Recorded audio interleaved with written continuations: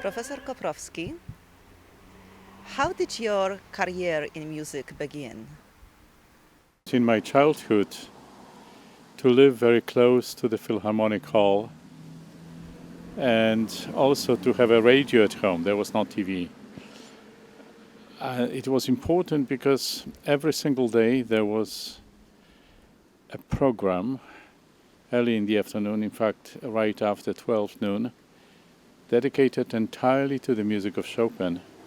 And I listened every day. I guess I got very accustomed to the beauty to the lyricism of his music. And I don't know, before I knew it, I couldn't live without music. And when I was still a child, I started going to the Philharmonic Hall every week. I became familiar with all kinds of repertoire. Then I became interested how it was all put together. I attended rehearsals. I was noticed by the music director of the Philharmonic. And I guess my thought of going to the music school entered my mind around that time.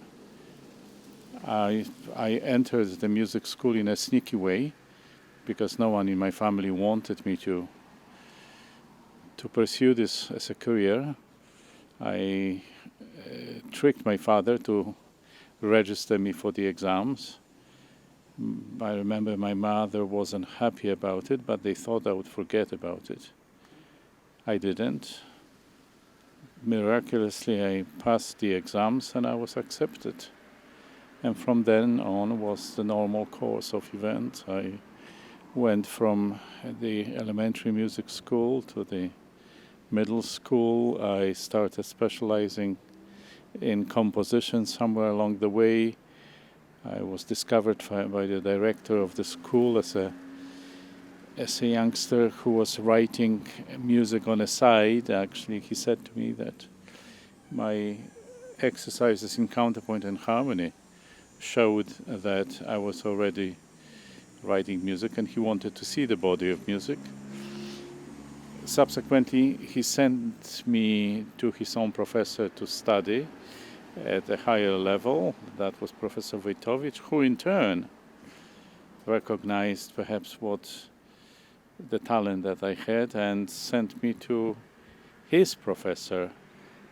And so subsequently I studied with Professor Nadia Boulanger. And from then on it was already gradual development of my career, step by step.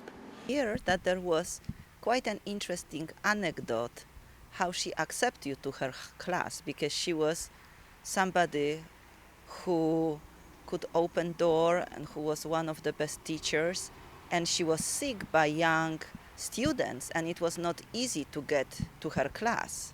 Well, it wasn't easy. I don't think I would have been accepted by her. She was already at that point a legendary student legendary teacher who had legendary students like Aaron Copland.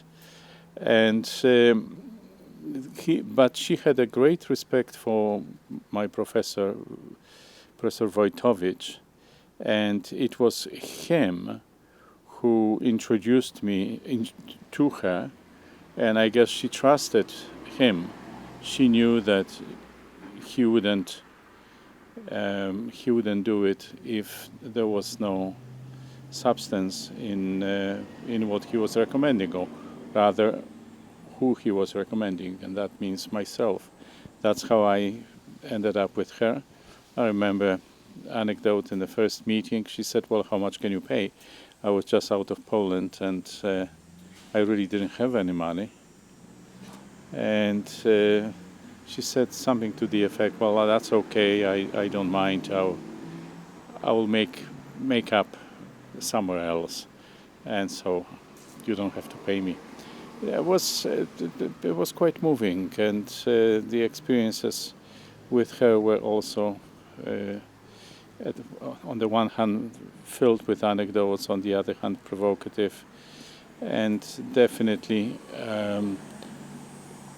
being with her established a kind of lifelong understanding of what's expected of the composer, and a certain attitude towards music, attitude towards tradition, and certain ease with which I managed to overcome the pressures concerning style, modernism, or simply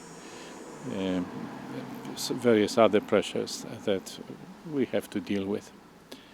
So that's how I outlined from childhood through Nadia Boulanger. Then I moved to Canada and I did my doctorate at the University of Toronto, at which point I was already a composer with some degree of presence on the market.